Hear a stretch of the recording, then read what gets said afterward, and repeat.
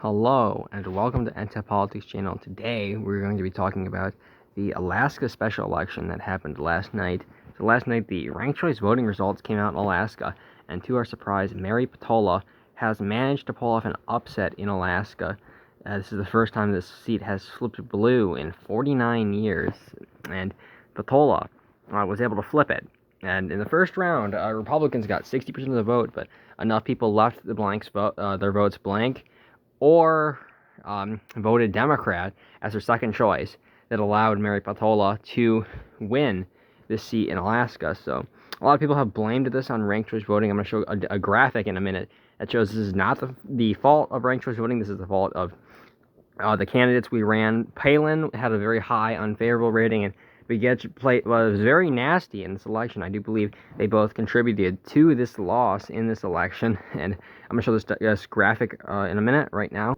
So we have this graphic right here. It shows those were the first results. We have 51.47 to 48.53.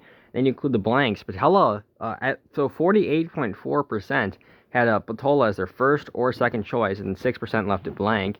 Now, you see how the Buttigieg voters broke. Now, some of these are probably confused about ranked choice voting. You could have probably just wrote Buttigieg on all three or something, and it just left it blank. And 21% of them left it blank. And if they voted the same way as the Buttigieg voters, it would have been 50.75 to, or about, it would be about a 1.5 point victory for Peltola still. So I have a hard time blaming ranked choice voting. Now, I don't like how it took so long to get these results. And also, I do think that if there was a primary, Peltola, I do think Palin would have won because there wouldn't have been so much division. I think there would have been a lot more unity. And now that we have to get behind a nominee other than this ranked choice stuff, and I do believe that is something that is anti-democracy in ranked choice voting, because the sides, they get to. One side gets to unite, the other does not. One has to unite because there's only one candidate, and the other it stays divided because there's two candidates, and it's a very big factor in RCV. And there was Al Gross that dropped out. He was a Democrat, but he dropped out, and they all united behind Peltola.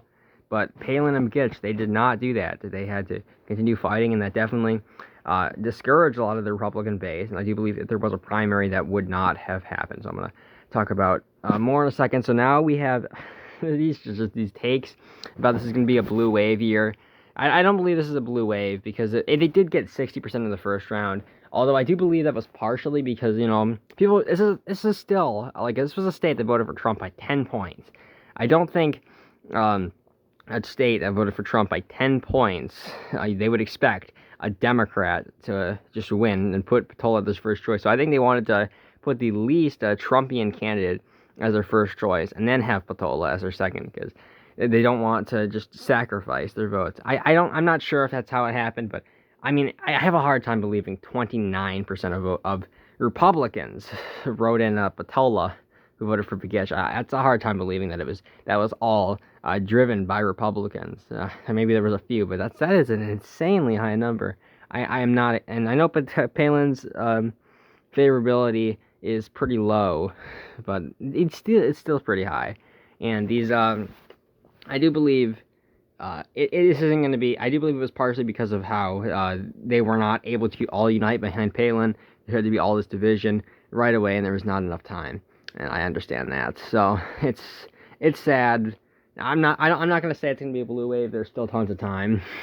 I mean, not necessarily a blue wave, but like not a red wave.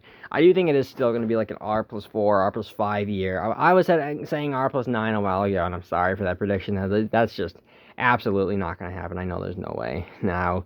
But I do believe there's plenty of time. Trafalgar shows Republicans beginning to gain. So does Rasmussen. So does Emerson. Other pollsters like that. And we're continuing to gain. And we're starting to pour money into Pennsylvania, Ohio, hopefully Arizona soon. But I do believe we can still pull something off.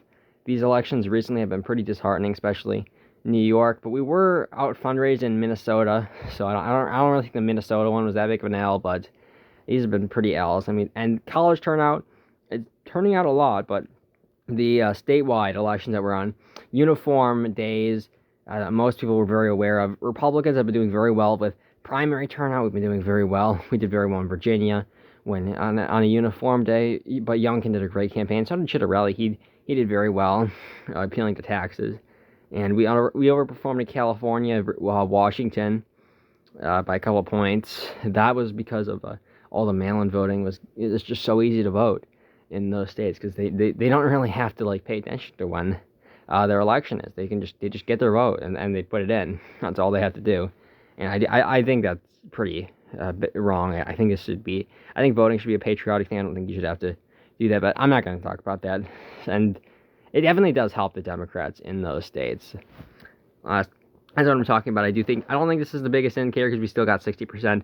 Obviously, we don't know why that was, but I think Republicans still are going to win the generic ballot. I don't think it's going to be by that much, but I do believe that Republicans are going to retake this House, retake the Senate. We'll probably get like 52 or 53 seats in the Senate. Probably gain like 20 or so in the House. It's not going to be as many as we thought.